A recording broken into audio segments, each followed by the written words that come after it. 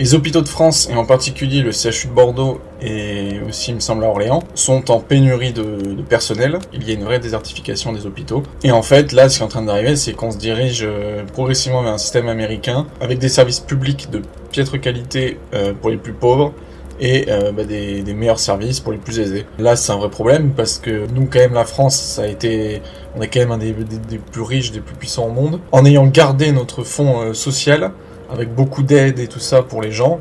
Et moi, c'est vraiment ce que je trouve qui est le plus fort, en fait. Parce que pour moi, un pays puissant, bien sûr, il doit être puissant à l'extérieur, etc., au niveau international.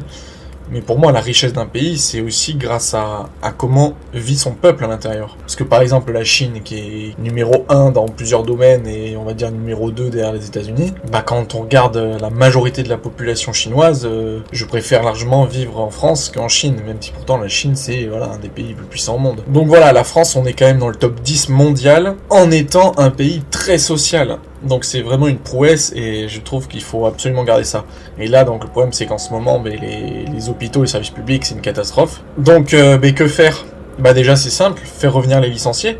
Parce que tous ceux qui ont été virés là pendant le Covid, c'est inutile de le dire, mais Macron et tout son gouvernement ont été les plus gros enculés que le gouvernement français a jamais connu. Parce que en période de crise, où on dit que les hôpitaux sont engorgés, et qu'est-ce qu'il fait cet abruti ?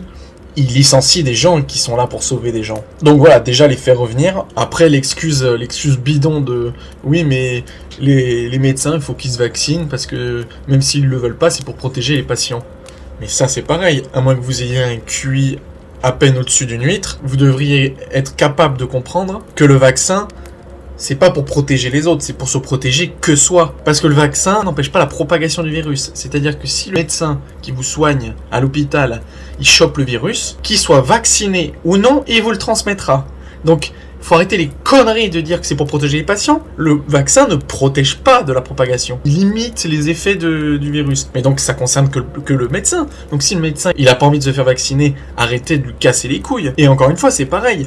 Le patient, c'est à lui de choisir s'il veut être vacciné ou pas. S'il est vacciné, il en a rien à foutre que le médecin qui le soigne, il soit vacciné ou pas. Parce que qu'il soit vacciné ou pas, il pourra potentiellement recevoir le virus. C'est vraiment du bullshit complet. Donc, pour moi, ça a été de toute façon, mais l'argument numéro 1 qui m'a fait haïr ce connard et qui a fait que de toute façon, vraiment, tout ce qui a été géré dans la crise, c'est une honte par rapport à la population, au peuple, entre les commerçants, les étudiants, les aides-soignants. Vraiment une honte. Et après, sinon, qu'est-ce qui revient ?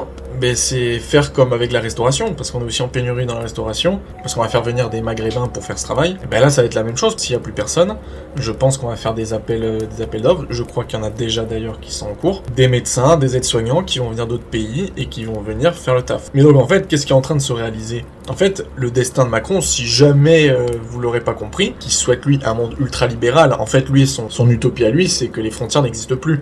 Que les pays n'existent plus. C'est un marché mondial, un marché global. C'est l'ultra-libéralisation.